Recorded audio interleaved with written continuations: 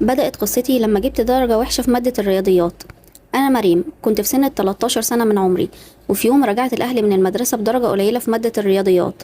ودي كانت أول مرة تحصل في حياتي وفي حياة العيلة عموما، لأن أهلي كلهم مهندسين وشاطرين جدا في أي حاجة تخص الحساب. عشان كده أهلي زعلوا جدا وقلقوا بسبب الموضوع ده، لأن فعلا دي المادة الوحيدة اللي كانت عائق ليا في المدرسة. أبويا وأمي عملوا اجتماع وقرروا إنهم يودوني لابن جيراننا علي. علي طالب في السنة الأخيرة في الجامعة وكان متخصص في الرياضيات، فأهلي اتفقوا إني أروح له عشان يذاكر لي المادة. وطبعا هما جيران مقربين، فبالتالي عمرهم ما هيرفضوا لنا طلب. وقرب المغرب رحنا على بيت علي، هو ساكن مع والدته بس. المهم خبطنا على والدته وفتحت ورحبوا بينا، وعلى طول أمي دخلت في الموضوع إني محتاجة مساعدة علي في مادة الرياضيات. وأمه بعدها راحت أوضته اللي بتبص على أوضة أختي الكبيرة اللي فرحها بعد أيام، وقالت له إننا موجودين. وبعد شوية جه علي ورحب بينا هو كمان. كنت أول مرة أشوفه، كنت بس بسمع منه ومن أختي اللي كانت بتقول إنه شاب وسيم جدا، وفعلا طلع شاب وسيم وطويل وعنده ابتسامة جميلة جدا.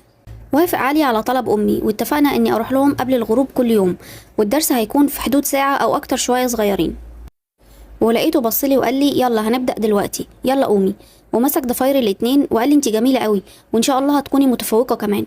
فابتسمت وحطيت وشي في الأرض من الكسوف. ورحنا بعديها لأوضة علي. اوضته كانت جميلة جدا وهادية ومليانة بصوره وشهادات تفوقه الدراسي. قعدنا على الترابيزة وحطيت كتبي، وهو بدأ يكتشف الكتب ويشوف ايه اللي فيها، وانا عيني على اوضته وعلى الحاجات اللي فيها. ولقيته جاتله رسالة فشاف ايه محتواها وابتسم ورجع التليفون تاني مكانه. وبدأ شرح أول درس، وأنا كنت بسمع كويس جدا لصوته وعيني على وشه بتأمل ملامحه. وبعد ما انتهى الدرس مسك إيدي وإحنا نازلين على السلم علشان ما أقعش، ولقيت أمي في انتظاري فسلمنا عليهم وروحنا على بيتنا. في السكة ما حبيتش أمسك إيد أمي عشان أفضل محتفظة بملمس إيد وريحة علي. وأول ما روحت ودخلت أوضتي قعدت أشم في إيدي وأحطها على وشي وعلى جسمي، وفضلت أردد اسمه واكتشفت إني حبيته جدا ودخل قلبي من أول ما شفته. في اللحظة دي حسيت إني كبرت 20 سنة. قمت أبص في المراية وفكيت ضفايري وبصيت لجسمي بنظرة مختلفة اليوم ده، وحمدت ربنا إني جبت درجة وحشة في الرياضيات علشان تكون سبب إني أشوف علي. وتاني يوم اتجهزت وغيرت تسريحة شعري وحطيت من البرفان بتاع أختي ولبست أجمل ما عندي، وحاولت السيطرة على قلبي اللي كانت بتزيد نبضاته كل ما ميعاد الدرس يقرب، واللي كان هينفجر ويفضحني أول ما شاف علي. رحت على بيت علي، هو اللي فتح المرة دي، رحب بيا وطلعنا على أوضته. وأنا من أول ما فتح لي وأنا بتأمل جماله وشكله وكل تفاصيله. وبدأ يشرح الدرس وأنا كنت في عالم تاني، عالم مفهوش غيري أنا وعلي. بتخيل واحنا بنضحك ونرقص سوا، بتخيله وهو بيلعبني ويلعب في شعري ويأكلني. عالم جميل وممتع بكل تفاصيله. عشت كده أسابيع طويلة، ولما كنت بروح بيتي بعد الدرس كنت بشرد واسرح بالساعات حتى لو في ناس حوالينا. ما كنتش ببقى معاهم، كنت بفكر بس في علي. وكل ده أهلي مفكريني إني زعلانة على درجة الرياضيات اللي أنا جبتها ومكتئبة بسبب كده. الوحيدة اللي كانت شاكة فيا أختي اللي أكبر مني ب4 سنين، ما كانتش مستريحة أبدا لحالتي، وكانت دايما بتسألني مالي وبفكر في إيه. ما كانتش مصدقة أبدا إن الحالة دي بسبب درجة الرياضيات اللي أنا جبتها. وقفتي قدام المراية فترات طويلة، وسرقة البرفانات منهم واستخدامها المبالغ فيه قبل ما أخرج من البيت، واهتمامي بشكلي ولبسي وتغيير تسريحة شعري، والتزامي بالأكل الصحي وتقليل المعجنات والدهون ومنع الأكل اللي كنت بموت فيه علشان شكل جسمي يبقى أفضل، كل ده ما كانش عادي بالنسبة لها. وفي يوم حصلت خناقة بيني وبين أختي وأنا زودتها معاها، وبابا زعقلي جامد بسببها. فرحت الدرس العالي اليوم ده وباين على وشي إني مش مبسوطة، فسألني مالك، وهنا استغليت الفرصة وملت على صدره وعيطت. للأمانة مش كل الدموع كانت كدب، شوية منهم بس عشان بابا كان مزعقلي، بس الصراحة أنا نسيت أبويا ونسيت الدنيا كلها في اللحظة دي.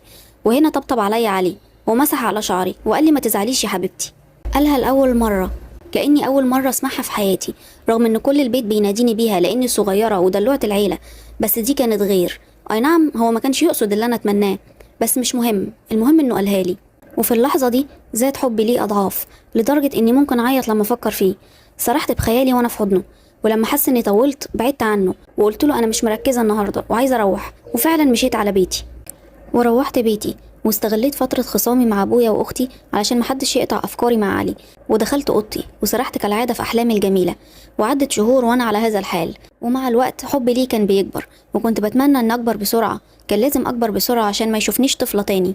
كان جوايا مشاعر كتير جدا كان نفسي أشاركها مع حد، وفي يوم اتجرأت وقررت أقول لأختي الكبيرة، بس لما قلت لها ضحكت واتريقت عليا وما ادتش لكلامي اي اهتمام، وقالت لي ان ده مش حب واني لسه طفله.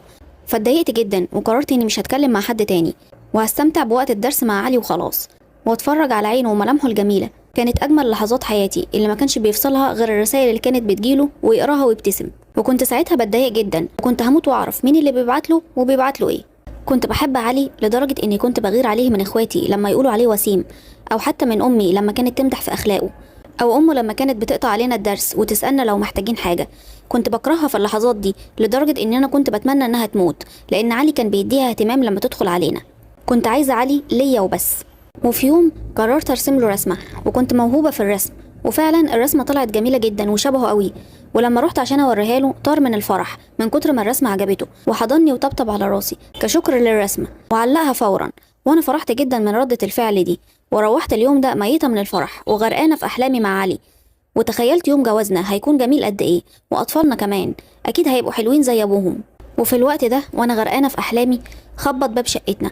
أختي فتحت، كانت أم علي جاية لنا زيارة. فلما قالوا لي جريت عليها ورحبت بيها، وجريت على المطبخ عشان أعمل لها شاي. وفجأة لقيت صوت عالي من الصالون من أهلي وإخواتي، فقربت عشان أسمع إيه الحديث. فلقيت أم علي بتعزمهم على فرح علي. علي مين؟ حبيبي؟ إزاي ده يحصل؟ مستحيل. نزل الخبر على قلبي زي البرق، وفجأة وبدون وعي جريت عليهم علشان أمنع ده. وأنا في طريقي للصالون أختي اللي حكيت لها قبل كده شدتني ودخلتني أوضتي، فقلت لها اوعي، أنا لازم أمنع ده، علي ليا وبس. اطلعي قولوا لهم كده، مستحيل ده يحصل. وانا بتكلم في انهيار تام ودموعي مغرقه وشي، وبدا صوت عياطي يعلى. فحطت ايديها على بقي وحضنتني جامد، ومن صوتي دخلت اختي التانية وسالت على الموضوع. فحكت لهم الاتنين كل حاجه وانا منهاره تماما كاني كان في ميت، كنت بنحرق من جواي. بدات اختي تعيط على عياطي، والتانية بتسمع وهي مش مستوعبه. بعد ما خلصت بداوا يهدوني وقالوا لي ان فرق السن بينا كبير، واني بالنسبه له طفله، وانه طبيعي يحب واحده من سنه في يوم من الايام، وان كل المشاعر والحنان اللي شفتها منه ما كانتش غير مشاعر ابويه مش اكتر. ده اللي قالوهولي، لكن انا ما كنتش قادره اصدق ولا استوعب ده. فضلت ايام على كده، حتى ما كنتش قادره اكل ولا اشرب اي حاجه، لغايه ما جه يوم فرح علي، واخواتي واهلي استعدوا له من لبس وزينه على اكمل وجه. لكن انا ما قدرتش احضر، عملت اني تعبانه، ما قدرتش اشوف حبيبي مع واحده تانية. فضلت واقفه في الشباك ابص على اوضته اللي مليانه بالزينه والانوار، وانا كلي حسره وحزن، والدموع كانت مغرقه وشي. وبعد الفرح حالتي ساءت جدا، لدرجة اني دخلت المستشفى اكتر من مرة، وبقى عندي ادوية اكتر من اللي كانت عند بابا. وفي يوم جه علي ومراته ومامته علشان يزوروني. اول ما سمعت صوته طلعت من اوضتي بوشي البهتان وشعري الهايش. طلعت مش مهتمة بشكلي زي كل مرة، ولا حتى فكرت اني احط اي برفان من بتوع اخواتي. مشيت ناحيته وانا وشي بارد فاضي من اي ملامح. اول ما شافني جري ناحيتي وحضني وقال لي مالك يا حبيبتي. اول ما سمعت منه الكلمة اكنه اداني الدواء اللي عالجني في لحظة. حسيت بتحسن فورا، وقعدت بينه وبين مراته. لقيتها بتقولي ازيك يا مريم، انا اصريت اني اجي معاهم علشان اشوف البنوته الجميله اللي علي حكالي عنها، ووراني رسمها. رسمك جميل جدا، انا عاوزاكي لما تخفي ترسمي لي رسمه زي اللي رسمتيها لعلي. كانت لطيفه. اتحسنت كتير بعد المقابله دي، واقتنعت ان علي مش حبيب، واكتفيت بمشاعر الابوه اللي بحسها منه. وبدأت بعد المقابلة دي أستعيد نشاطي جسديا وعلميا، وكمان بدأت أروح لعلي عشان نكمل دروس الرياضة. وما كانش بيعكر مزاجي غير وجود مراته وهي بتقوله مش عاوزين حاجة يا حبيبي. عدت الأيام وكنت فرحانة إني قريبة من علي، حتى لو كنت بنته مش مهم، المهم إن أكون جنبه وأشوفه دايما. حاولت أكتر من مرة إن أسرق حاجات من أوضته، أو إن أخرب مكياج مراته، على أساس يعني إن أختلق المشاكل بينهم، بس للأسف ما كانش فيه فايدة. وفي يوم عرفت إن مراته حامل ببنت. ما كفهمش إنهم يسرقوه مني كحبيب، كمان عاوزين يسرقوه مني كأب. فقررت إني أتخلص منهم. بتتحكى القصة من قبل الدكتور النفسي اللي كان بيعالج مريم بعد ما ولعت في شقة علي، وبسبب الحريق ده توفت زوجة علي وجننها. انتهت القصة. استهتاري بالدراسة قلب لأكبر مأساة في حياتي. أنا سمر، من وأنا طفلة لا بحب الدراسة ولا هي بتحبني. اتولدت في أسرة ميسورة الحال في الوقت ده. بابا كان بيشتغل في التجارة، أعمال حرة يعني، وأنا كنت البنت التانية آخر العنقود. كنت دلوعة البيت والكل كان بيحبني وبيخاف على زعلي، ورغم كده بابا كان مهتم بموضوع التعليم ده لأنه ما كملش تعليمه، وكان نفسه أنا وأختي نكون العوض. بس أنا كنت بميل للعب أكتر، وبحب التلفزيون والمسلسلات وكده يعني. كنت دايما اقعد انا وماما عشان تذاكر لي نص ساعه بالعافيه، ودايما كان صوتها مسمع الجيران بسببي. صراحه الست عانت معايا كتير، بس برضو ما كانش بيبقى فيه فايده. عمركم شفت حد سقط في تالتة اعدادي؟ الحد ده يبقى انا، والله. والمدرسين نجحوني شفقه. وعدت السنين وجبت مجموع ثانوي عام بالعافيه، ودخلت الثانويه العامه. وطبعا طول السنين اللي فاتت ما عدتش بسلام برضو. كان لازم اثبت فشلي بماده ولا مادتين كل سنه. واكيد عايزين تعرفوا كان رد فعل اهلي ايه. زي ما قلتلكوا كنت اخر العنقود، فما كانوش بيحبوا يزعلوني. ده انا حتى افتكر في كل مره كنت اسقط فيها بابا كان بيجيب لي علبه شوكولاته او ياخدني يفسحني عشان نفسيتي يعني ما تتاثرش. والله. المهم دخلت ثانوي عام ولقيت قدامي كيمياء واحياء وفيزياء ومواد غريبه كده. جميل، بس انا ماليش خلق للكلام ده. ابويا صراحه ما اثرش معايا في حاجه من دروس واكل وشرب، غير اني ما كنتش بعمل حاجه في شغل البيت. عيشه ملوك يا جماعه. بس برضو ما كنتش بمسك كتاب، وحتى لو مسكته فبتكون ماما داخله تديني اكل او عصير او بابا جاي يطمن عليا. قله ضمير اوفر يعني. ده غير بقى الدروس كنت بدفع الصراحه. انا ما بقبلش فلوس حرام، بس ما كنتش بحضر، نادرا لما كنت بروح. هتسالوني طيب كنت بتعملي ايه في الوقت ده؟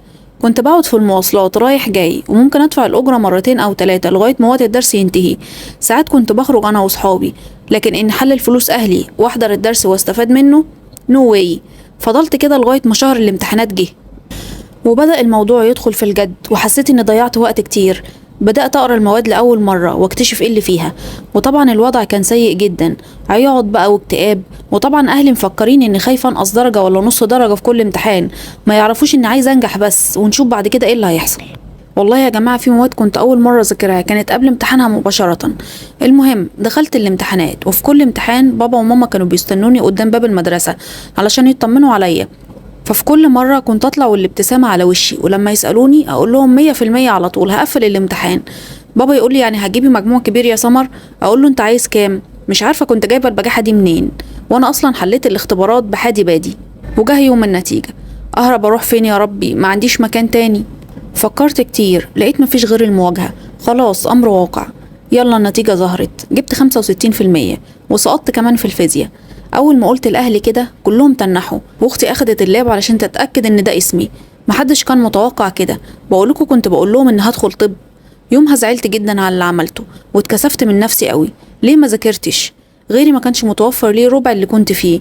ويومها بابا ما اتكلمش معايا، دخل ينام، وخفت عليه قوي. خفت يجراله حاجه، كان يوم صعب جدا. محدش كان بيكلمني، ما كانوش عارفين يعملوا معايا ايه. عدى يوم وتاني يوم لقيت بابا جايب لي موبايل ايفون احدث حاجه وقتها، وقال لي ما تزعليش يا بنتي، كله يهون، المهم ان انت واختك تكونوا بخير. طرت من الفرحه ونسيت النتيجه والثانويه العامه. الموقف ده اختي كانت حاسه ان المفروض اتعاقب مش يجي لي هديه، لكن بابا قال لها خليكي في حالك، لما تتجوزي وتخلفي ابقى عاقبه عيالك انت. ويومها قالت له انت اللي هتبوظها، وانا زعلت جدا منها، بس بعد كده عرفت انها عندها حق. المهم بعد كده دخلت عشان امتحن الفيزياء تاني، وعديت فيها المره دي بالعافيه، جبت النص بالظبط، والمجموع اترفع ل69. وجه وقت اختيار الكلية. اختيار ايه؟ ما كانش قدام اختيارات اصلا غير حقوق وزراعة والمعاهد. فبابا قال لي ايه رأيك يا بنتي؟ انا مستعدة ادخلك جامعة خاصة لو تحبي. اي نعم تكلفتها غالية جدا، بس هدوس على نفسي عشان تدخلي الكلية اللي انت عايزاها.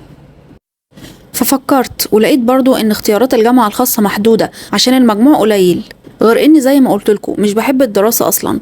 فخفت اورطه معايا، لو سقطت في مواد الكلية المواد هتبقى مكلفة جدا. فقلت له خلاص هدخل زراعة، وشوحت بايدي كده. قال لي خلاص يا بنتي زي ما تحبي، ودخلت فعلا كلية زراعة. ويا ريتني ما دخلتها، اكتشفت انها صعبة جدا، والظاهر ان كان لازم اذاكر عشان انجح. بس طبعا انا ماليش في جو المذاكرة ده، وبرضه قضيت السنة الاولى باستهتار، وكنت بقرأ المواد بس ليلة الامتحان، وكنت فاكرة ان الموضوع هيعدي وهنجح وحتى لو بمقبول. بس اللي حصل غير كده، سقطت في كل المواد، وكالعادة اهلي منتظرين النتيجة. هما ما كانوش متوقعين امتياز يعني، بس على الاقل جيد او حتى مقبول. بس حوار ان اعيد السنة ده كان كارثة بالنسبة لهم. لما قلت لهم كده بابا انهار، اول مرة يزعق لي بالشكل ده، ولقيته جري على المطبخ وجاب مكنسة من هناك وعاوز يضربني بيها، واللي طلع عليه هموتك، حرام عليكي، انا عملت معاكي ايه؟ كل اللي انت عايزاه بتلاقيه، انا عملت معاكي كل حاجة، ليه عملت فيا كده؟ وماما واختي واقفين بينا بيحاولوا يهدوه، بس ما كانش فيه فايدة. وش جديد من ابويا اول مرة اشوفه، ده عمره ما زعقلي. اعتقد لولا امي واختي كان زماني مت تحت ايده، وللاسف ما ادانيش فرصة صالحه واعوضه عن اللي عملته. وفجأة مسك صدره وبدأ يتألم جامد جدا، وبعدين وقع في الارض وسط عياط وصويت امي واختي، وانا متسمرة في مكاني مش عارفة اخد اي رد فعل. المهم وديناه المستشفى، واكتشفنا ان جات له جلطة في القلب. قعد في العناية يا حبيبي لمدة 15 يوم، وبعدين توفى. وهنا اتبدلت حياتي 180 درجة. اولا ابويا ده كان حب عمري، وواضح طبعا من بداية القصة قد ايه هو كان حنين عليا، كان حبيبي وصديقي. معقول ده يبقى جزاته؟ اموته؟ انا اللي موتت اقرب حد ليا باستهتاري وعدم مسؤوليتي. احساس بالذنب مميت، مش عايز يسيبني للحظة دي بعد 13 سنة من وفاته. وابتدت رحلتي في الدنيا. أبويا كان بيشتغل بإيده وصرفنا فلوس كتير جدا في فترة مرضه في المستشفى. وكمان أبويا كان من الناس اللي مؤمنة بفكرة اصرف ما في الجيب يأتيك ما في الغيب. ما كانش بيعرف يحوش، وكان كل همه إنه ما يحرمناش من حاجة وهو عايش، الله يرحمه. كان نعم الأب، فعلا كنا على الحديدة حرفيا، مفيش فلوس خالص. ماما كان معاها سلسلة ذهب، بعتها وقلنا نصرف منها لغاية ما نشوف هنعمل ايه. اختي الكبيرة كانت اتخرجت وبتدور على شغل، وفعلا الحمد لله ربنا كرمها واشتغلت في شركة كويسة، وبقت هي اللي تصرف وتحملت مسؤولية البيت. وانا كنت مفكرة اني لقيت حد تاني اتكل عليه، ورجعت ريما لعادتها القديمة. دخلت سنة أولى جامعة تاني وعدتها. صحيح نسيت اقول لكم اني دخلت زراعه انجليش، فكانت بمصاريف، كانت ب7000 جنيه في السنه. فاتفقنا ان اختي هي اللي هتدفعهم، ووعدتها ان اذاكر. وطبعا وقتها اديت لها كلمه كده وخلاص عشان تدفع. وبعد سنه اولى طلعت بمادتين، بس يومها ما لقيتش اللي يطبطب عليا زي كل مره. لقيت اختي وجت قالت لي كلام خوفني جدا. قالت لي دي اخر فرصه ليا في التعليم، هما المادتين دول لو ما نجحتش فيهم وعديت سنه تانية مش هتدفع مصاريف الجامعة تاني. وقالت لي ان انزل اشتغل واجيب تمن المادتين دول، هي مش هتدفع اكتر من ال7000 بتوع الجامعة. كنت فاكرة انها بتذلني وقتها، بس طلعت بتربيني عشان اتحمل المسؤولية واعرف قيمة القرش. وفعلا بعد غضب وعياط وكلام ضدها لماما استسلمت في الاخر ونزلت ادور على شغل. كان الموضوع صعب جدا عليا، هشتغل فين بس ولا اعمل ايه؟ انا واحدة الاكل كان بيجيلها على سريرها. المهم فكرت وقررت ان اشتغل في صيدلية في فترة الصيف عشان ادفع فلوس الملاحق واساعد في مصاريف جامعتي. لفيت في اماكن كتير جدا، وفي الاخر لقيت صيدلية وافقت انها تشغلني عندها. اتمرمطت يا جماعة، كنت شغالة خدامة عند صاحبة الصيدلية، مش مجرد مساعد صيدلي بيبيع وبس. مسح وكنس وتنظيف أرفف ورص أدوية وجرد، حتى كنت برش مية ساعات قدام الشارع. ده غير طبعا التعامل مع الناس. اللي اشتغل في المجال ده هيبقى عارف انا قصدي ايه. وكل ده مقابل 500 جنيه بس، وكنت فرحانة بيهم في وقتها. وما كنتش بقول لأهلي عشان ما يزعلوش، قلت اصبر شوية لغاية ما اجيب فلوس المادتين وبعد التخرج يحلها حلال. وبعدين اهي فترة الصيف بس جت الدراسة. من بداية سنة تانية قررت ان اذاكر وانجح، لاني كنت خايفة من رد فعل اختي. وهنا اكتشفت حاجة، اكتشفت اني بعرف اذاكر. ومش كده وبس، ده انا كمان نجحت في سنة تانية بجيد جدا، متخيلين؟ وتالتة ورابعة عدوا بسلام الحمد لله، وجبت تقدير جيد جدا في ال4 سنين، واخيرا اتخرجت وفرحت اهلي. اختي وماما جابولي تابلت هدية التخرج، كان اكتر هدية فرحت بيها، هدية نجاحي. احساس جميل جدا، بس كان ناقص ابويا، كان نفسي يشوف اليوم ده، كان هيفرح جدا والله، الله يرحمه. حبيت احكي لكم قصتي علشان اقول لكم انكم تقدروا تعملوا اي حاجة وكل حاجة، بس انت حاول وخد بالك ان اي غلطة في حياتك انت الوحيد اللي هتدفع ثمنها. انتهت القصة. في شهر يناير حصلت جريمة قتل غريبة، والشاهد فيها كان مش من بني البشر. أنا قمر، بنت عندها 20 سنة. ابتدت قصتي لما حبيت علي اللي أكبر مني ب20 سنة. أنا وأمي كنا عايشين لوحدنا، ماليش غيرها وملهاش غيري. كنا عايشين في بيت صغير وجميل على قدنا، وقدامنا حتة أرض بنرعاها وبنزرعها، وأنا وهي بناكل من خيرها. وفي يوم اقترحت على ماما تجيب عامل يساعدنا في شغل المزرعة عشان كان كتير علينا، وفعلا اقتنعت بالفكرة وعينت علي مشرف على الأرض وبيساعدنا في أعمال الزراعة. علي كان شاب وسيم ومحترم، بس كان أكبر مني ب20 سنة، وأنا ما اهتمتش بفرق السن ده. وعجبت بيه جدا، وبقيت أستغل أي فرصة عشان أبقى معاه وأساعده في الشغل بتاع المزرعة. وكنت بحس كمان إنه بيبادلني نفس الشعور. أمي لاحظت ده وما كانش عاجبها، كانت شايفة إنه مش مناسب ليا بسبب فارق العمر. كمان ما كناش نعرف له لا أصل ولا أهل، وكانت دايما معظم خلافاتنا بسبب كده. المهم في يوم أمي قررت إنها تطرد علي، وبسبب ده قامت خناقة بيني وبينها كبيرة جدا، وكنت شايفاها عدوتي مش أمي. المهم من غيظي منها وقتها اتفقت مع علي إننا نهرب ونتجوز ونبدأ حياتنا بعيد عنها. وفعلا عملنا كده. وجه الليل وكنت متفقة مع علي إنه يستناني في مكان معين، واستنيت لما ماما نامت وهربت معاه، واتجوزنا فعلا وسكننا في مكان بعيد عن أمي، واشتغل علي حداد علشان يعرف يصرف عليا وعلى بيتنا. ومرت الأيام، وبعد 4 شهور عرفت إني حامل في أجمل بنوتة. وفي يوم بعت علي الصبي بتاعه على البيت علشان يطمن عليا، خصوصا إن كان حملي صعب جدا وكنت تعبانة، وهو يومها كان وراه شغل كتير وكان هيتأخر. لكن لما وصل الولد فضل يخبط جامد جدا على الباب، لكن محدش فتح. فرجع لجوزي وقال له إني مش هناك، فقلق علي عليا وجه بنفسه البيت، وأول ما دخل لقاني واقعة من على السلم ميتة. ده الكلام اللي قاله علي للشرطة. أنا المحقق كمال. في يوم اتصل بينا جيران علي وقمر علشان يبلغوا عن حادث. أول ما دخلنا لقينا تجمع كبير جدا في الدور الأرضي من الجيران، والصبي بتاع علي كان موجود كمان. ولما طلعنا فوق لقينا علي نايم على قمر وبيبكي بكاء شديد، مش عاوز يبعد عنها، واضح إنه كان بيحبها جدا. وحتى الطبيب لما جه يكشف على قمر عشان يأكد الوفاة برضه ما كانش راضي يبعد عنها، وكان حاضنها جامد جدا، وأقنعناه بالعافية إنه لازم يسيبها عشان نشوف شغلنا.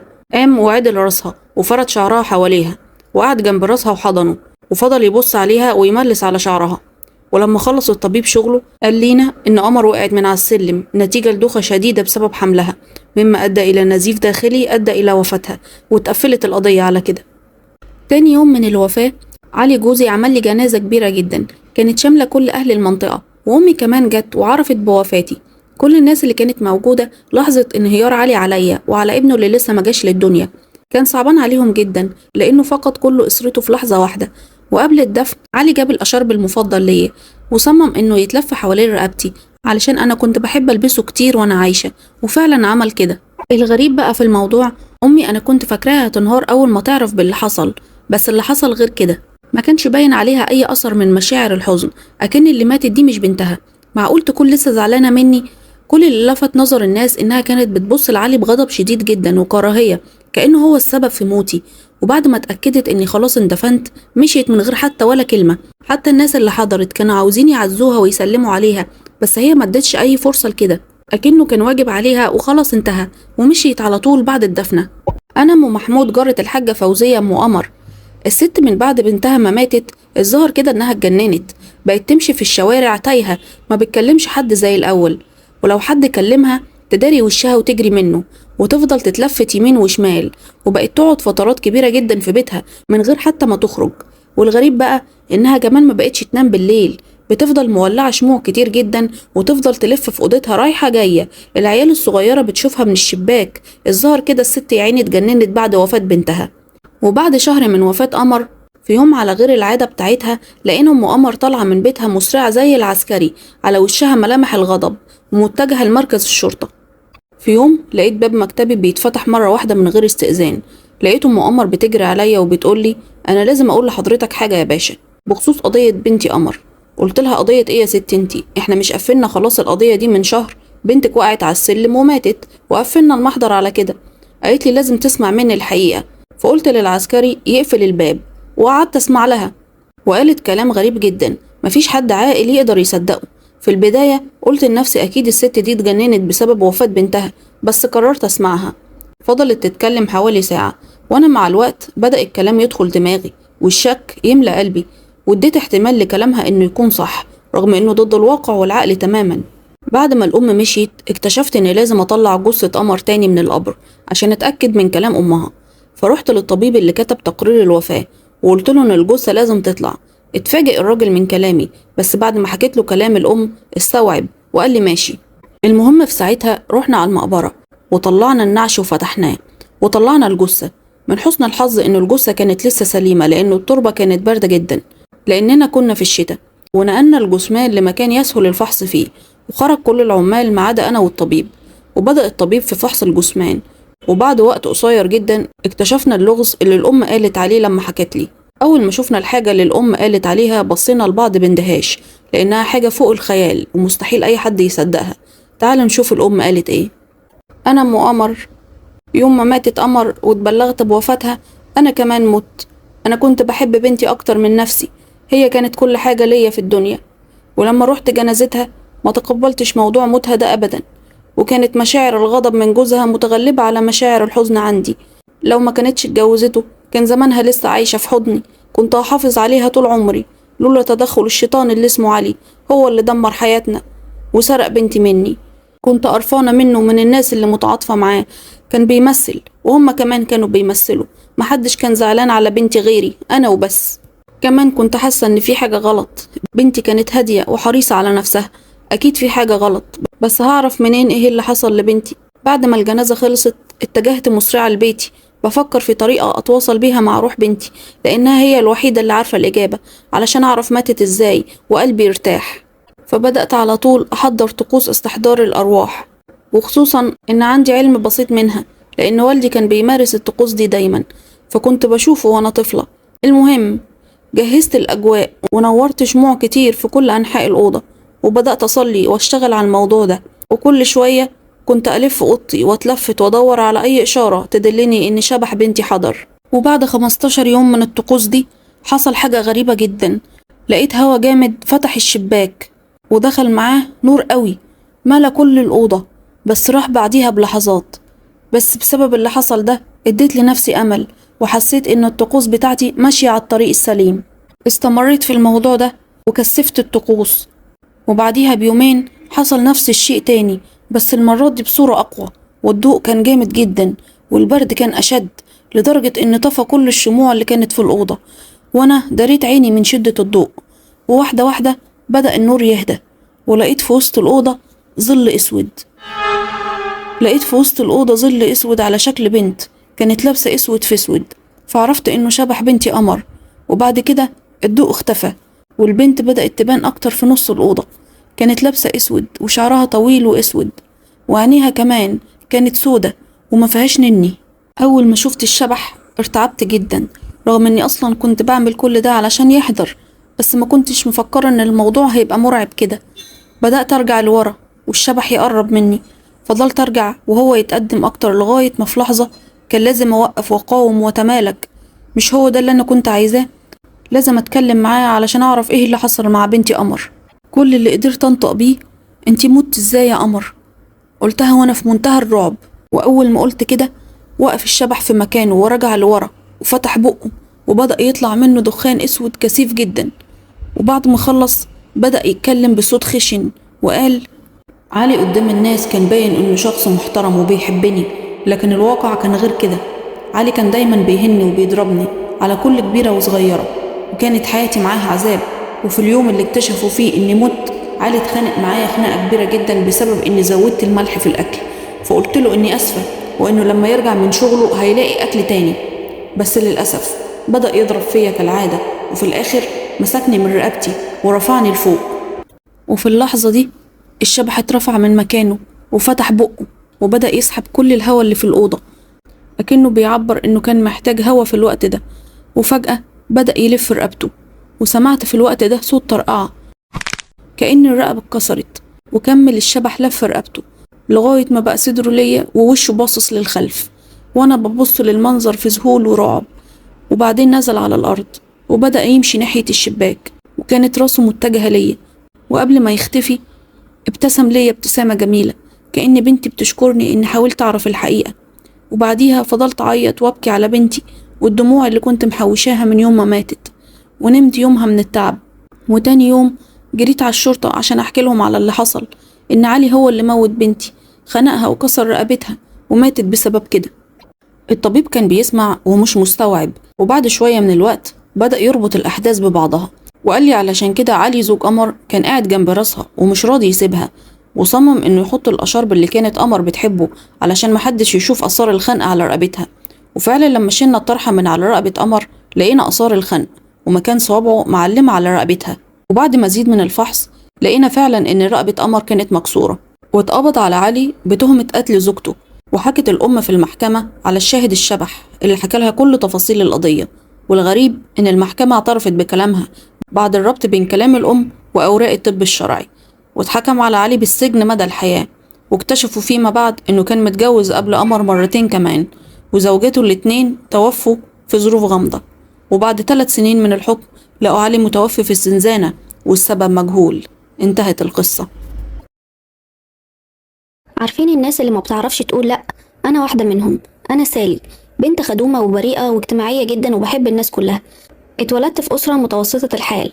من يوم ما وعيت على الدنيا ولقيت أبويا عنده مرض الزهايمر، ولقيت أمي هي اللي قايمة بخدمته.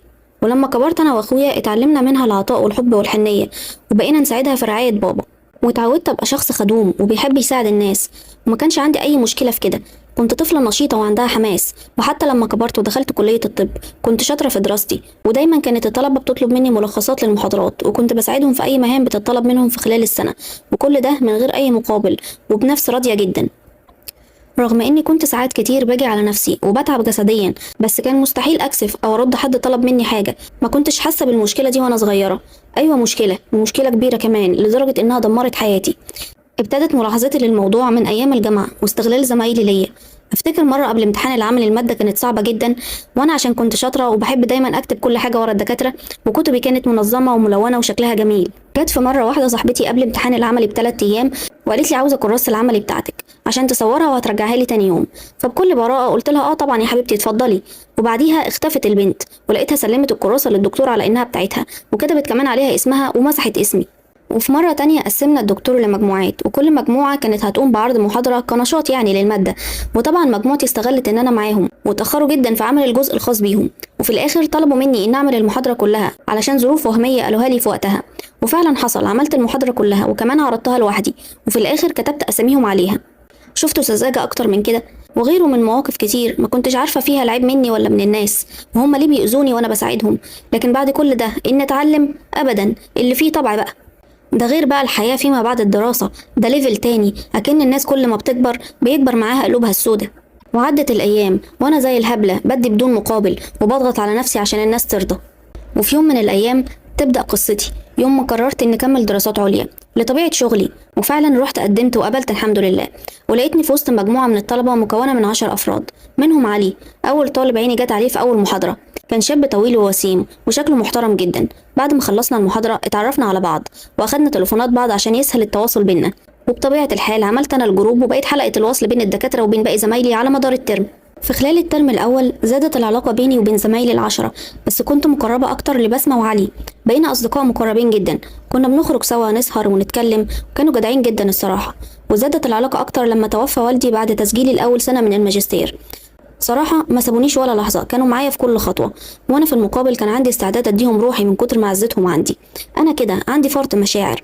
المهم مع الوقت بدأت انجذب لعلي بسبب مساعدته ليا ووقفته جنبي لما بابا كان تعبان، بس المشاعر دي ما تخطتش حتى ملامح وشي. اي نعم قلبي رهيف وبحب على نفسي، بس بعرف اتحكم في شكلي الى حد ما. وعدى 5 سنين وخلصت الماجستير بتاعي الحمد لله، بس علي وبسمة ما كانوش لسه خلصوا، فقررت اني اساعدهم بحكم الصداقة اللي بينا. وحصل حرفيا انا تقريبا اللي كتبت الرسالة لكل حد فيهم.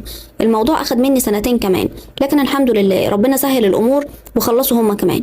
بسمة ناقشت الاول وبعديها بشهر ناقش علي، وفي اليوم اللي علي ناقش فيه الرسالة بتاعته قال لي ايه رايك يا سالي اني اعزمك بمناسبة اني اخيرا خلصت. قلت له حد يكره؟ مش انت اللي هتدفع؟ قال لي اه. قلت له خلاص اوكي. وفعلا رحنا، وبعد العشاء قال لي انا عايز اكلمك في موضوع يا سالي. قلت له قول. قال لي تتجوزيني؟ انا تنحت لما سمعت الكلمه واتجمدت لشويه وقت، خفت اكون بحلم او بتوهم، لغايه ما خبطني بالمعلقه على راسي وقال لي لو مش موافقه اعتبريني ما قلتش حاجه. ضحكت وقلت له مش تتمسك بيا شويه؟ قال لي يعني موافقه. قلت له مبدئيا اه، بس لسه طبعا راي ماما لما تشوفك ان شاء الله. يومها كنت هموت من الفرح، مش عارفه ازاي مسكت نفسي قدامه. اخيرا قالها، معقول هتجوز علي؟ الحمد لله الحمد لله يا رب. وبعد المقابله دي على طول كلمت بسمة عشان افرحها. في خلال اخر 2 من الماجستير بتوعها قربنا جدا من بعض، ودخلت بيتي ودخلت بيتها واعتبرتها اختي اللي ما جابتهاش امي، لاني ما كانش عندي اخوات بنات. وفعلا جه علي وقابل اهلي، واهلي اعجبوا بيه جدا ووافقوا الحمد لله. اتخطبنا 6 شهور، كانوا اجمل 6 شهور في حياتي، وبسبب معرفتي بعلي ما سالناش عنه، كنت واثقه فيه ثقه عمياء. مش هو بس للامانه، انا دايما كده مأمنه الناس كلها، مش فاهمه ليه، بس هي دي شخصيتي. المهم اتجوزنا على خير، واتفق معايا ان احنا نأجل شهر العسل شويه عشان الماديات معاه مش تمام، فقلت له خلاص مفيش مشكله خالص. وبعد شهر من الجواز جه علي في يوم من شغله باين عليه الهم والحزن، فقلت له مالك يا علي؟ قال لي مشاكل في الشغل ما تشغليش بالك. بس استمر الحال على كده اسبوعين، كل يوم كان بيجي من الشغل مش طايق نفسه. فقلت له مالك بقى؟ اكيد في حاجه، واحنا مع بعض على الحلوه والمره مش كده؟ يلا قول لي في ايه. وبعد ضغط مني قال لي انه كان ماضي على نفسه وصلات امانه علشان الجواز بمبلغ كبير جدا، واصحاب الوصلات دي عايزين فلوسهم دلوقتي، وهو مش معاه حاليا اللي يكفي. فقلت له كام يعني؟ قال لي حوالي نص مليون جنيه. فكرت شويه وقلت له محلوله ان شاء الله. قال لي ازاي؟ قلت له استنى بس. ورحت على اوضه النوم جبت ذهبي كله وقلت له خد بيعه، هو يعمل له كده حوالي 350 او 400 الف جنيه، وانا معايا 150 الف جنيه في البنك، هديهم لك وخلاص يا سيدي اتحلت. فقال لي لا لا لا يا سالي، مستحيل اخد دهبك وابيعه، انا برضو اعمل كده. فقلت له يا علي مفيش فرق بيني وبينك، وكأي ست جدعه اتمسكت جامد انه ياخد فعلا الدهب والفلوس. وفعلا بعد نقاش كبير وافق في الاخر ووعدني ان اول ما ظروفه تتظبط هيرجع لي كل حاجه واضعاف كمان. بس الحاجه الوحيده اللي صمم انه ما ياخدهاش هي الشبكه بتاعتنا. قال ان دي ذكرى جميله بينا وهديه منه ليا، فمهما حصل ما ينفعش ابيعها. عملت كده وربنا يعلم ان ما كانش عندي اي نيه اني حتى طالبهم بيه في يوم من الايام، وان وجوده جنبي كان كفايه عليا. وبعد كام يوم من الموقف ده قال لي انه هيسافر اسبوعين لظروف الشغل، فقلت له ماشي يا حبيبي، تروح وترجع بالسلامه. ولغايه هنا الامور كانت طبيعيه جدا، لكن تبدا المصايب ترف على دماغي من بعد ما سافر علي. بعد 3 ايام من سفر علي لقيت باب شقتي بيخبط، ففتحت لقيت عسكري عايز يمضيني على استلام ورقه. فسالته ايه الورقه اللي عايز نمضي عليها دي؟ فقال لي ورقه طلاقك. فخدت الورقة منه وقريتها تاني بسرعة، يمكن يكون تشابه أسماء ولا حاجة، لكن للأسف كان فيها اسمي واسم علي. هي فعلا ورقة طلاق، علي طلقني. ما فقتش غير على صوت المحضر وهو بيقول لي ممكن تمضي يا مدام عشان أمشي. فمضيت وأخدتها وقعدت أقراها تاني. أيوة ده اسمي وده اسم علي، علي طلقني فعلا. ازاي وليه؟ جريت على التليفون وحاولت اتصل بيه، لكن الموبايل بتاعه كان غير متاح. كلمت حماتي اسالها عنه، اتفاجئت برضو من اللي حصل، قالت لي انها ما تعرفش حاجه. جريت على بيت اهلي، معرفش ازاي وصلت هناك. اول ما فتحوا لي اترعبوا من شكلي، انهارت في حضن امي وحكيت لهم. سالوني عن السبب، معرفتش اجاوب، ما كانش في اي مشاكل اصلا. ولما هديت افتكرت موضوع الدهب والفلوس اللي اديتها له، ولما قلت كده لاخويا ربط المواضيع وقال لي انه هرب بفلوسي وانه حد نصاب وحرامي. ما صدقتش كلامه في الاول وقلت له مش ممكن، مستحيل علي يعمل كده، انا عارفاه كويس. فقال لي بحسره ربنا يعوض عليك يا سالي، ما تزعليش يا حبيبتي، ياما هنقابل ناس في حياتنا، فداكي كل الذهب وكل الفلوس طالما ان انت بخير، فكل شيء يتعوض. كلام حلو وطبطبه من كل ناحيه، بس انا جوايا حاجه مش قادره تصدق اللي حصل. تاني واحده جريت عليها بعد اهلي هي بسمه، اتصلت بيها علشان احكي لها كالعاده، بس موبايلها المره دي كان غير متاح. فكلمت مامتها، قالت لي انها سافرت لعمتها عشان تحضر فرح بنت عمتها. استغربت انها ما قالتليش، بس قلت يمكن نسيت ولا حاجه. ومن هنا ابتدت المفاجآت او الخوازيق زي ما بيقولوا. وبعد كام يوم من موضوع طلاقي كنت قاعده في شقتي، لقيت واحد بيخبط عليا وقال لي فين الدكتور علي؟ قلت له مسافر. قال لي انا مالك الشقه وعاوز الايجار. جيت للدكتور من اسبوع وقال لي اجيله بعد كام يوم علشان يديني الفلوس. قلت له استنى ايجار إيه يا عم انت؟ الشقه دي ملك علي. قال لي ملك ايه يا مدام؟ الدكتور مأجرها مني لمده 3 شهور بس، وهروح اجيب لك العقد دلوقتي. بقيت اسمع وانا متنحه للراجل مش مصدقه ودني، وفعلا الراجل راح جاب العقد اللي بينه وبين علي، وطلع للاسف عنده حق. فانا طبعا كنت على الحديده وقتها، ففكرت بسرعه وقلت للراجل ممكن تجيلي بكره، وجي في بالي ان انا ابيع شبكتي. قلت هبيعها وامشي حالي بيها لغايه ما اقف تاني على رجلي. وبعد ما الراجل مشي خدت الشبكه ورحت عشان ابيعها، لكن المصيبه التانيه اكتشفت ان الشبكه دهب صيني. وهنا افتكرت كلام علي وعرفت هو ليه كان مصمم اني ما باعهاش. طلعت من عند بتاع الدهب وقعدت على الرصيف. الدنيا كلها كانت سواد قدامي، بفكر انا عملت ايه عشان اقابل كل ده. انا عمري ما اذيت حد، بالعكس علي من اكتر الناس اللي ساعدتها، وكان عندي استعداد اديله عمري كله بس لو كان طلب. ندخل بقى على المصيبه الاكبر، المصيبه اللي دمرتني وافقدتني الثقه في كل الناس. في يوم لقيت حد من زمايلنا ليه علاقه مشتركه معايا انا وبسمه وعلي، بيتصل بيا وبيبلغني انه شاف صور فرح لعلي وبسمه من احد الاقارب على مواصل السوشيال ميديا على الانترنت. قلبي انكسر 100 حته لما سمعت الخبر. مش لان علي اتجوز بالسرعه دي، لا لا لا لا، واحد زي ده اتوقع منه اي حاجه، لكن بسمه دي كانت اختي، كانت شريكتي في كل حاجه في حياتي. كان ممكن اصدق اي حاجه في الكون ممكن تحصل ما عدا ان بسمه تخوني.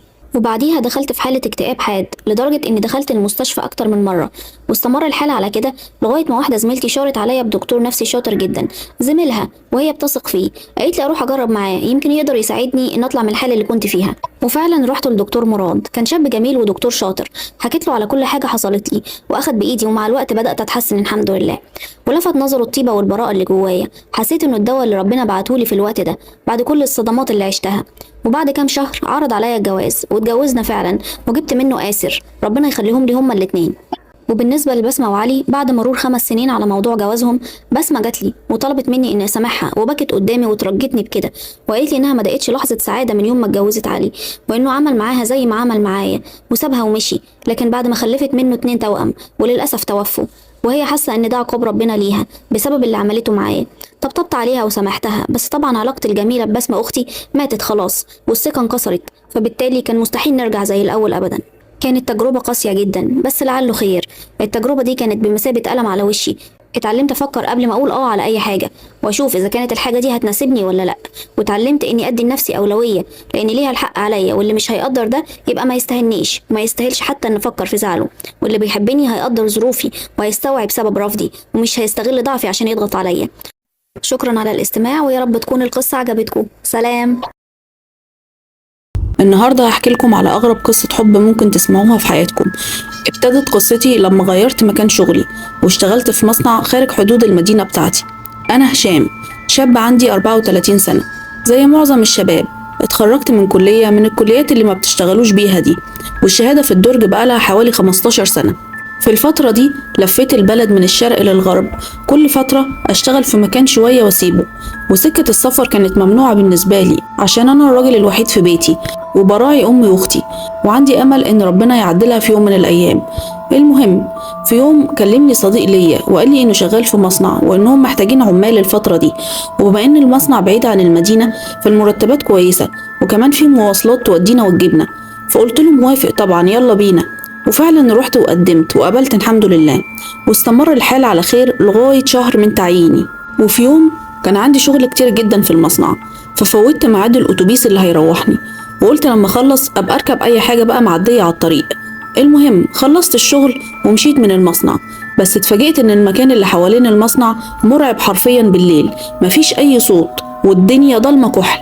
المهم استجمعت شجاعتي وطلعت على السكة، قلت هشاور لأي عربية، وحاولت كده فعلا بس ما كانش حد راضي يقف لي، فقلت اتمشى لغاية ما صادف عربية توصلني. وفعلا فضلت ماشي ماشي وببص لقيت من بعيد نور، فقلت يمكن يكون في حد هناك يمكن يساعدني، فمشيت ناحية النور، ولما قربت لقيت ان في عربية خابطة في شجرة من الشجر بتاع الغابة اللي على الطريق. فجريت بسرعة أبص على العربية ومين اللي جواها، على أساس لو في حد مصاب أقدر أساعده. وفعلا لقيت بنت جوه، ففتحت باب العربية لقيت راسها مخبوط في الدركسيون ومغمى عليها، فحاولت أفوقها بسرعة عشان العربية كانت ابتدت تولع لكن ما كانتش بتفوق، فشلتها وجريت بسرعة بعيد عن العربية. وبعد شوية سمعت صوت انفجار، ببص لقيت العربية بتاعتها انفجرت. الحمد لله إني جيت في الوقت المناسب. نزلت البنت على الأرض وحاولت أفوقها تاني، المرة دي ابتدت تفوق الحمد لله. بدأت أركز في ملامحها، البنت في غاية الجمال، شعرها اسود وطويل وبشرتها بيضة وصافية وزي القمر، وعينيها جميلة ورموشها طويلة، بس كان باين عليها انها لونها مخطوف وباهت، يمكن اكيد من الخضة بتاعة الحادثة. معقول لو كنت اتأخرت شوية كانت ماتت، الحمد لله اني لحقتها. المهم بعد ما فتحت عينيها لقيتها فضلت متنحالي شوية كده ومش بتنزل عينيها من عليا، فحاولت اطمنها وقلت لها ما تخافيش، انت بخير، انت كويسة، ما تخافيش. برضه فضلت متنحة لدرجة اني خفت اللحظات، واول ما نطقت لقيتها بتقولي يا ريتك جيت من بدري. فقلت لها ما انا لحقتك، ما تخافيش، انت كويسة وفداك العربية، ان شاء الله ربنا يعوضك عنها. المهم بدأت تقوم من على الأرض وتسأل هي فين، فحكيت لها اللي حصل وسألتها لو محتاجة أوديها المستشفى ولا حاجة. قالت لي لا لا لا، أنا كويسة أنا كويسة، ما تقلقش، أنا لازم أروح دلوقتي علشان بابا وماما زمانهم قلقانين عليا. فقلت لها طيب هحاول أوقف أي عربية على الطريق توصلنا وهوصلك لغاية بيتك، ما تقلقيش. المهم بعد شوية وقت عربية نقل وقفت لنا، فقلت للسواق ممكن تاخدنا يا اسطى لوسط البلد لو على سكتك. بص السواق حواليا واستغرب وقال لي اركب. فأخدت البنت وركبنا في آخر العربية، المكان اللي بيحملوا فيه البضاعة. وفي السكة بدأت أتعرف عليها وسألتها عن اسمها، فقالت لي إن اسمها سلمى. وقلت لها إيه اللي حصل لك؟ قالت لي إنها كانت راجعة من حفلة عيد ميلاد صاحبتها، وفي السكة كبس عليها النوم وفقدت تركيزها وحصل اللي حصل. فقلت لها خير خير، طالما إن انتي كويسة يبقى كله إن شاء الله يتعوض. فلقيتها بتبصلي تاني وبتقول لي يا ريتك جيت بدري. ما فهمتش تقصد ايه، ما انا جيت بدري فعلا ولحقتها قبل ما العربية تولع، بس ابتسمت وخلاص. وبعد ما وصلنا لوسط البلد ركبت تاكسي معاها عشان اوديها لبيتها، وركبنا ووصلتها للعنوان اللي قالت عليه. كانت ساكنة في مكان جميل وهادي جدا، واضح انها من اسرة غنية. المهم اطمنت عليها وقلت لها ماشي يا سلمى انا همشي بقى، وانت اطلعي لاهلك، يلا زمانهم قلقانين عليكي. وطلبت منها رقم تليفونها علشان ابقى اطمن عليها، بس هي قالت لي ان التليفون بتاعها اتحرق مع العربية. فاديتها انا رقم تليفوني واكدت عليها انها تبقى تكلمني. مشيت وسبت قلبي وعقلي معاها حرفيا. بعد كام يوم كنت منتظر مكالمتها بفارغ الصبر، بس ما كانتش بتتكلم للاسف. ففكرت اروح لها البيت واسال اهلها عليها، بس كنت محرج اروح صراحه، هقول لهم ايه بس وهقول لهم انا مين؟ فتفكيري جابني ان اعدي من الشارع تاني اللي كانت عامله فيه الحادثه، رغم انه ضلمه وهادي ومخيف، بس كانت في حاجه جوايا بتقولي عدي من هنا. فمشيت ورا احساسي، وخطوه ورا خطوه قربت لمكان الحادثه ولقيت العربيه. بس المفاجاه بقى ان العربيه اللي اتحرقت بقالها يومين لقيت عليها كوم تراب وكمان خيط من العنكبوت كتير جدا من كل ناحيه، اكن بقالها سنين على الحال ده مش مجرد يومين. وانا بقرب للعربية لقيت فجأة حد من ورايا مسك دراعي وبيقول لي هشام انت جيت لي اكيد مش كده؟ اتضيرت بسرعة برعب وببص لقيتها سلمى بنفس هيئتها وشكلها يوم الحادثة، حتى بنفس الهدوم. فاستغربت وسألتها انت ايه اللي جابك هنا يا سلمى؟ قالت لي نفس السبب اللي انت جيت عشانه، مش انت جيت عشاني انا كمان جيت عشانك. قلت لها ما انا اديتك رقم تليفوني عشان تكلميني، ما اتصلتيش بيا ليه؟ قالت لي انها لسه ما اشتريتش موبايل جديد وان كل ما عاوز اشوفها اجي على المكان هنا. استغربت من كلامها بس ما فكرتش كتير، جمالها وسحره نسوني اي حاجة تانية. ومشينا سكة طويلة لوحدنا نتكلم وعرفتها اكتر وعرفتني هي كمان، وفي الاخر وديتها بيتها واتفقنا ان احنا نتقابل كل يوم في نفس المكان. ويوم بعد يوم بقيت اتعلق بيها اكتر من الاول، حبيتها حب جنون، ما بقيتش مركز في اي حاجة تانية في حياتي الا هي. بقيت عايز الوقت يجري بسرعة عشان بس اروح اقابلها. الوحيدة اللي كنت بحكي لها على كل حاجة اختي الصغيرة، شاركتها حبي لسلمى وفرحت لي جدا واني اخيرا لقيت حب حياتي. المهم تعدي الأيام بنفس الطريقة ونتقابل كل يوم في نفس المكان، وأنا من كتر هوسي بيها بقيت أتغاضى عن حاجات الواقع يرفضها، زي مثلا إنها كل يوم بتيجي بنفس اللبس ونفس الشكل ونفس المكان، وإن واحدة زيها من عيلة غنية يعني إيه يعني مش عارفة تجيب موبايل طول الفترة دي، ونظرات الناس ليا باستغراب طول ما أنا ماشي معاها، والعربية اللي أكنها بقالها سنين محروقة مش بس من كام يوم. ده غير بقى كل ما تقابلني تقولي يا ريتك جيت بدري، ليه بتقول كده؟ وحاجات تانية كتير ما كنتش فاهمها، بس عمري ما فكرت ان انا ادور لها على اجابة. كنت بس مستكفي ان انا اشوف سلمى كل يوم وخلاص. لغاية ما في يوم رحت من نفس الطريق، بس المفاجأة اني ما لقيتهاش. اتجننت وبقيت اجري زي المجنون في كل المكان وادور عليها ونادي باعلى صوت، لكن ما كانش فيه فايدة. عدت الايام وانا على هذا الحال، اروح كل يوم بعد الشغل واقعد ادور عليها بالساعات ومفيش فايدة. الوضع اتطور اني حتى ما بقتش اروح الشغل وبقيت افضل في المكان بالساعات. لكن في يوم قررت ان انا اتجرأ واروح لها البيت واسأل عليها يمكن تكون تعبانة ولا حاجة، وفعلا استجمعت شجاعتي ورحت.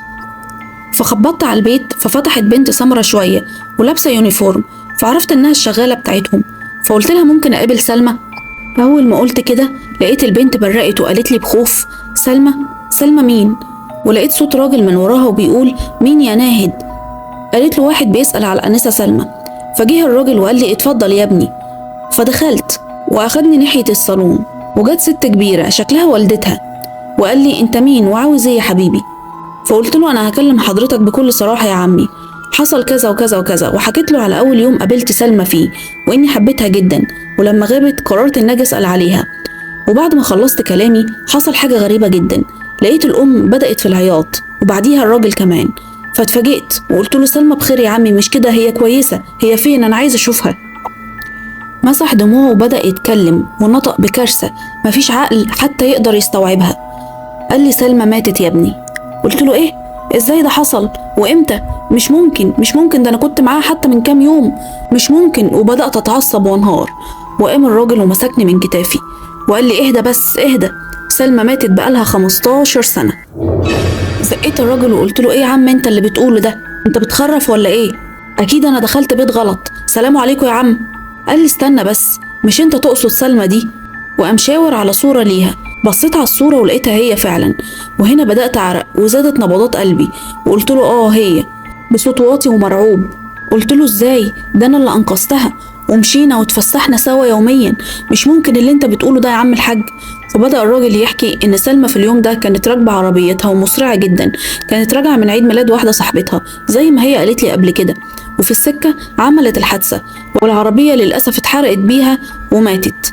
وبقيت اسمع الكلام ده وانا مذهول. والراجل كمل وقال المشكلة الأكبر إن مش أنت الوحيد اللي بتجيلنا بالشكل ده، هي وقعت شباب كتير في حبها وبقوا زي المجانين لما سابتهم، لدرجة إن كلهم ماتوا بعد كده بأيام. خد بالك يا ابني على نفسك. وبعد كده طلعت زي اللي مخبوط على دماغه مش قادر استوعب. وبعدين بدأت أربط الكلام مع الظواهر الغريبة اللي كنت مستغربها، زي لبسها المتكرر والتليفون ونظرات الناس ليا وأنا معاها، أكيد ما كانش حد شايفها غيري، وبشرتها البيضة الشحبة، وكلمتها اللي كانت دايما بتقولها لي ان يا ريتني جيت بدري. اكيد كان قصدها ان يا ريتني جيت بدري من 15 سنة عشان الحقها. معقول تكون ميتة؟ لا لا لا، اكيد كل ده كذب، اكيد كل ده كذب. ما صدقتش انها ماتت فعلا. الحال اتطور بيا وبدأت انزل ادور عليها في كل حتة، لدرجة اني كنت بنام جنب العربية بتاعتها. سبت كل حاجة، اهلي وشغلي وكل حياتي، كان نفسي بس الاقيها وابص لها ولو حتى نظرة واحدة.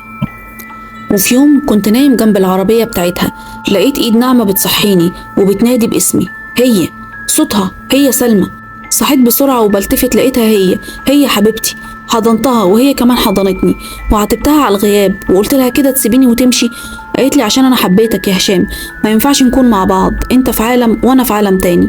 قلت لها لو مش هتقدري تكوني معايا انا اللي هجيلك. قالت لي عاوز تبقى معايا؟ قلت لها اه. فقالت لي طيب غمض عينيك، وقمت ومشيت معاها. تحكى القصة من قبل أخت هشام بعد ما مات منتحر، بعد ما رمى نفسه قدام عربية مسرعة على الطريق. انتهت القصة.